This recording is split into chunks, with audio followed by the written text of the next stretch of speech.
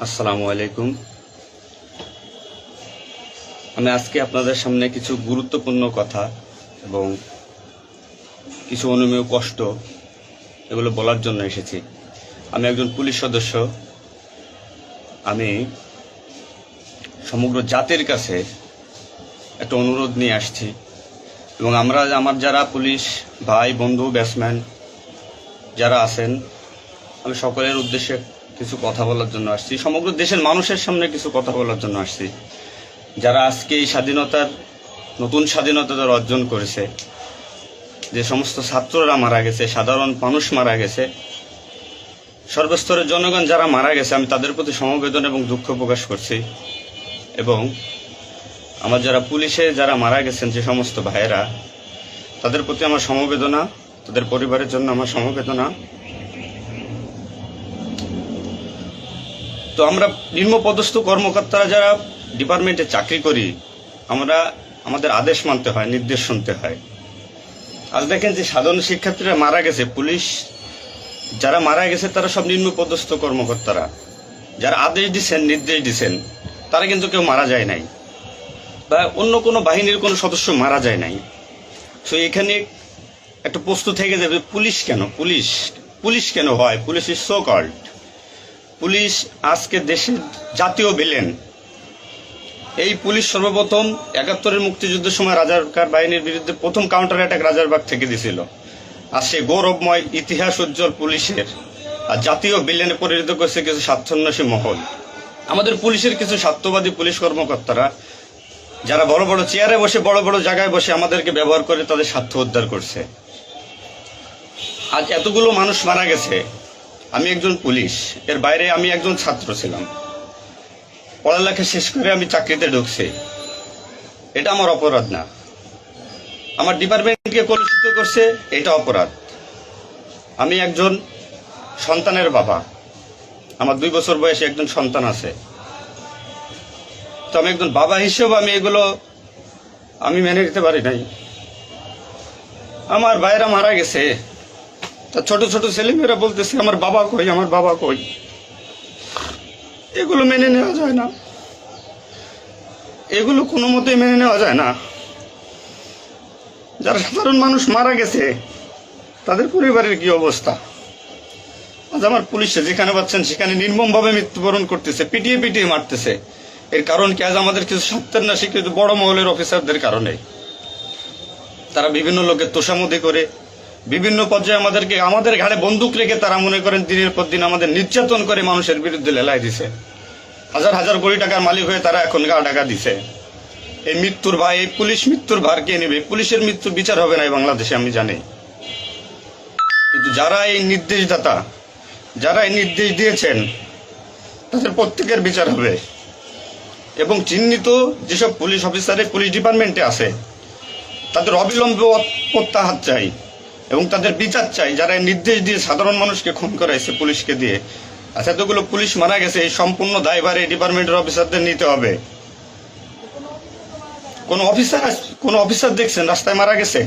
মারা যায়নি। তারা নির্দেশ দিয়ে সরে গেছে, পুলিশকে সামনে ঠেলে দিয়ে। এটা হত্যাকাণ্ড। এই হত্যাকাণ্ডের বিচার আমি চাই। সমগ্র পুলিশ ডিপার্টমেন্টের এই হত্যাকাণ্ডের বিচার চাই। অবিলম্বে সব দুর্নীতিবাজ পুলিশ কর্মকর্তাদের অব্যাহতি দিয়ে তাদের শাস্তির আওতায় আনতে হবে। এই পুলিশ হত্যার দায়, এই পুলিশ হত্যার বিচার তাদের দিয়ে করতে হবে। আমি জানি না আমার এই কথা বলাতে আমার কি হবে না হবে, আমি সে পরোয়া করি না। আমি শঙ্কিত সেই পরিবার নিয়ে,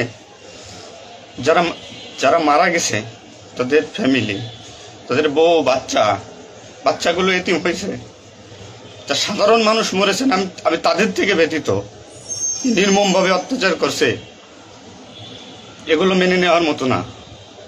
আমি সবাইকে অনুরোধ করব, আমার ভাই বন্ধু যারা আছেন, আমি কোনো উস্কানিমূলক কথা বলতে এখানে আসি নাই। আমি এখন সত্যি বাস্তব কথা বলতে আসছি। আমার কষ্টের সঙ্গে বলতে হয়, আমি একজন পুলিশ পরিবারের ছেলে। আমার বাবা অন ডিউটির অবস্থায় 2012 সালে মারা গেছেন। আমি পরিচয় দিতে পারছি মানুষের কাছে, আমি একজন পুলিশের সন্তান। আমার ছেলে মেয়ে কিভাবে পরিচয় দেবে তাদের সহপাঠীদের কাছে যে আমার বাবা একজন পুলিশ? কিভাবে পরিচয় দিবে? সিসি করবে? আজ মানুষের কাছে, জাতির কাছে সমগ্র পৃথিবীর কাছে মানুষ আজকে ভিলেন রূপে পাবলিক পরিচয় হয়ে গেছে। এই মানুষগুলো, এদের মৃত্যুর ভার, পুলিশ হত্যার ভার ডিপার্টমেন্টের সর্বোচ্চ পর্যায়ে থেকে সর্বনিম্ন পর্যায়ে এর সাথে যারা জড়িত ছিলেন তাদের দেওয়া লাগবে, তাদের এগেনস্টে হবে। প্রত্যেকটা পুলিশ সদস্য আজ বাইরে বেরোতে ভয় পাচ্ছে, মৃত্যুর ভয়। এখনো অনেক জায়গায় আমি নিউজ পাইলাম সকালবেলা, অনেকে পুলিশ মরে গেছে, তার কোনো হদিস নাই। এখন অনেকে আটকা আছে, সবাই প্রাণ ভয়ে, আজ পুলিশ প্রাণ ভয়ে লুকাচ্ছে। কিসের জন্য? আপনাদের কারণে, আপনাদের স্বার্থ উদ্ধারের কারণে পুলিশকে ব্যবহার করছেন প্রত্যেকটি ক্ষেত্রে। এটা আর কেউ মেনে নিতে পারলো, আমি ব্যক্তিগতভাবে মেনে নিতে পারবো না। প্রত্যেকে দায়ভার নিতে হবে আপনাদের। আজ নির্বিকারে যতগুলো মানুষ মারছেন, আজ এই মৃত্যুর সামিলে আমি থাকতে পারতাম। চিহ্নিত করে করে বিচার হবে আপনাদের। পুলিশ কর্মকর্তারা যারা আছেন এর সাথে জড়িত সবার বিচার হবে, বিচার করতে হবে। কেউ না করুক, আমি করব। আপনারা পুলিশের গৌরবময় ইতিহাস ঐতিহ্যকে ধারণ করে নিজেদের স্বার্থ উদ্ধারের কারণে আজ পুলিশ বাহিনীকে মৃত্যুর মুখে ঠেলে দিচ্ছেন। তাদের কথা একবার চিন্তা করেননি। আপনি নির্দেশ দিচ্ছেন, নয়তো এই পুলিশ, এই সাধারণ পুলিশ, আমরা যারা আছি, আমরা কখনো এদের গায়ে বুলেট চালাইতাম না, কখনোই আমরা গুলি ছড়তাম নাই আমাদের ভাইদের উপরে। ডিপার্টমেন্টের ম্যাক্সিমাম 80% পুলিশ এখন পড়াশোনার সাথে জড়িত। এভরি ওয়াল, সবাই পড়াশোনার সাথে জড়িত, সবাই ছাত্র। আপনারা আপনাদের ব্যক্তিগত রক্ষার কারণে কই, আপনারা এখন কোথায় আছেন? আপনারা একজন বড় বড় অফিসাররা কোথায় আছেন? বেরোয় আসেন, নামেন পুলিশের সামনে, পুলিশকে সিকিউরিটি দেন, দেশের মানুষকে সিকিউরিটি দেন। আপনাদের হাতে পুলিশ বাহিনী ক্ষতিগ্রস্ত, বিপর্যস্ত, বৈষম্য সৃষ্টি করছেন আপনারা। আপনারা প্রতিটা ক্ষেত্রে পুলিশের সাথে পুলিশের বৈষম্য সৃষ্টি করে দিয়ে গেছেন। যে যার মন গড়া কথা দিয়ে এটাই আইন, এটাই নিয়ম, এটাই শিখাইছেন পুলিশ ডিপার্টমেন্টকে। এগুলো হবে না। আপনারা যেখানে যান না কেন পালাইয়ে, যেখান থেকে পলায় যান, এই পুলিশ আপনাকে খুঁজে বের করবে। এই মৃত্যুর দায়ভার আপনার নিতে হবে। সত্য কথা বলাতে অনেক পুলিশের চাকরি খেয়ে নিয়েছেন আপনারা। আপনারা সুযোগ পেয়ে স্বার্থের কারণে অনেক পুলিশকে বলে পুলিশ ডিপার্টমেন্ট থেকে বিতাড়িত করছেন। তাদেরকেও পুলিশ ডিপার্টমেন্টের প্রয়োজন। আপনাদের স্বার্থের শিকার তারা, আপনাদের স্বার্থের বলি তারা। অনেক পুলিশ ভাইরা, সাধারণ পুলিশ ভাইরা যাদের চাকরি থেকে বিচ্যুত করছেন, অবিলম্বে তাদেরকে চাকরিতে আনবেন আপনারা। এটা আমার অনুরোধ। আজ দেশে কি মুহূর্তে, মানে পুলিশকে কোন সিচুয়েশনে ঠেলে দিয়ে গেছেন। নিশ্চিত মৃত্যু, পুলিশ মানুষ নির্মমভাবে পিটাই পিটাই মারতেছে। এর দায়ভার আপনাদের নিতে হবে। প্রত্যেক পুলিশ পরিবারের যে আক্রোশ, যে কষ্ট, এগুলো দায়ভার আপনাদের নিতে হবে। সাধারণ মানুষ আপনাদের ক্ষমা করবে না। আপনারা সবাই চিহ্নিত, আপনারা সবাই এই বাংলাদেশের দুর্নীতিবাজ পুলিশ অফিসারদের আপনারা সবাই চিনেন, আপনারা সবাই তাদের চিনেন। এদের বিচার আপনাদের করতে হবে। এই বিচার চাই আমরা, সাধারণ জনগণের হত্যার বিচার চাই, পুলিশ হত্যার বিচার চাই। পুলিশ হত্যার বিচার না হওয়া পর্যন্ত আমি ডিউটিতে যাব না, আমি আমার কর্মস্থলে যাব না। অনেক পুলিশ সদস্য এখন পর্যন্ত নিখোঁজ। আমার সহপাঠী ভাইরা মারা গেছে, আমার পরিচিত ভাইরা মারা গেছে। তাদের সন্তান হাউমাউ করে চিল্লাইতেছে, আমার বাবা কই? এর জবাব কে দেবে? জবাব দেওয়া লাগবে। এতগুলো মায়ের কোল ফাঁকা করছেন, পুলিশ জীবন হারাইছে, গর্ভবতী মহিলা পুলিশকে পর্যন্ত মারে ফেলছে।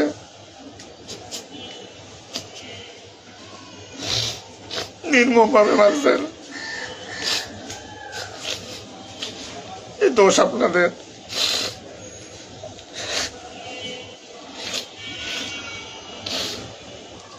চাকরির ভয় নাই, চাকরি যায় যাক, ভিক্ষা করে খাবো, নির্যাতনার মানবো না। কি করছেন পুলিশ ডিপার্টমেন্টের জন্য আপনারা? কত পুলিশ মারা গেছে তার তো ঠিক নাই। বিচার হবে, বিচার আমি করবো, কেন না করবো? পুলিশ ডিপার্টমেন্টে প্রত্যেকটা সেক্টরে দুর্নীতি। আমি পুলিশ হয়ে আমার কোনো কাজের জন্য আমাকে অর্থ দিতে হয়, টাকা দিতে হয়। এতে নির্লজ্জতার কি কি কি করবো আমি?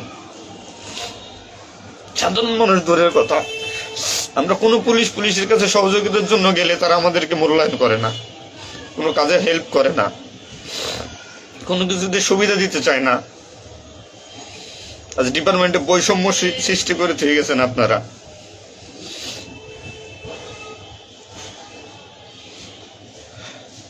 এত কিছুর দরকার হয় কেন আপনাদের? আজ আপনারা কেউ মারা যাননি, সবাই নির্দেশ দিয়ে যার যার মতো সুযোগ মতো পালাইছেন, সুযোগ মতো চুপচাপ করে বসে আছেন। পুলিশ ডিপার্টমেন্টের অনেকে আছে যারা এর সাথে জড়িত না, সরাসরি গুলি করতে চায় নাই, বাধ্য করছেন, নির্মম মৃত্যুর দিকে ঠেলে দিয়েছেন এদেরকে। কোনো কিছুই মনে করেন আপনারা। তো নতুন দিনের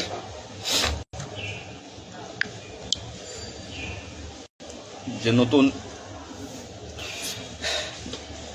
দিনের সূচনা হয়েছে বাংলাদেশে, স্বাগত জানাই। আমি কোনো রাজনৈতিক দলের পরিপক্ষ না, আমি আজ পুলিশ হবে। পুলিশ মানুষ থেকে আজ কেন দূরে থাকবে? দিন শেষে পুলিশ মানুষ, পুলিশ কারো স্বামী, কারো বাবা, এটা চিন্তা করবেন। ডিপার্টমেন্টের যে সমস্ত অসাধু কর্মকর্তারা আছেন প্রত্যেকটা সেক্টরে শিক্ষা নেন, বিশেষ করে যারা আসছেন ঊর্ধ্বতন কর্মকর্তারা শিক্ষা নেন। আজ আপনাদের স্বার্থের কারণে, আপনাদের কারণে আজ ডিপার্টমেন্টের এই অবস্থা। তছনছ হয়ে গেছে পুলিশ ডিপার্টমেন্ট। কথা বলার মতো কোনো ওয়ে নাই, কথা বলতে পারতেছি না। আমি তো বেঁচে আছি, তারা মারা গেছে, কি নির্মম ভাবে মারা গেছে, মেরে ফেলছেন আপনারা। তো আমি শুধু পুলিশ বাহিনীরা যারা আক্রান্ত করছেন, আপনাদের বিচার করব, আপনাদের বিচার হবে। সবকিছু দায়ভার আপনাদের। ঘুমাইতে পারি না এই কয়দিনে, ভয়তে, চিন্তায়। মারা যাওয়া পুলিশের ছেলেমেয়েরাও চিৎকার করে বলতেছে আমার বাবা কই। তো সহ্য করার মতো না, মানুষ হিসেবে সহ্য করার মতো না। তো পরিশেষে একটা কথা বলবো, আমার যারা ডিপার্টমেন্টে আছেন, চাকরি করতেছেন করেন, সমস্যা নাই, চাকরি ছাড়ারও দরকার নাই। শুধু বিবেকের কাছে একটু প্রশ্ন করেন যে এরা আমাদের কিভাবে আমাদের ব্যবহার করছে ডিপার্টমেন্টে। যে সরকারি আসুক, আপনাদের কাছে অনুরোধ, যে আসুক ভাই, দেশে সরকার নাই আসুক, পুলিশ থাকুক আর না থাকুক, তাতে কিচ্ছু আসা যায় না। তো আমার একটা দাবি, একজন পুলিশ হিসেবে, একজন পুলিশের সন্তান হিসেবে, ডিপার্টমেন্টের ঐতিহ্য যারা নষ্ট করছেন, এই পুলিশের সুনাম যারা নষ্ট করছেন, এদের বিচার চাই আমি, 100% বিচার চাই। পুলিশকে যারা মুখোমুখি করে যে সন্ত্রাসী বানাইছেন, নির্বিকারে পুলিশ মারাইছেন, এই নির্দেশদাতাদের বিচার চাই আমি।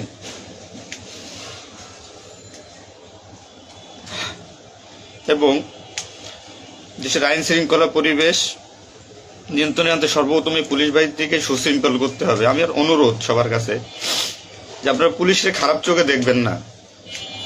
যে আমরা যারা নিম্নপদস্থ কর্মকর্তারা আছি, যারা চাকরি করতেছি, আমরা আদেশের গোলাম। আমাদের যেভাবে আদেশ দেয়, যেভাবে নির্দেশ দেয়, আমরা ওইভাবে কাজ করি, ওইভাবে আমাদের চলতে হয়।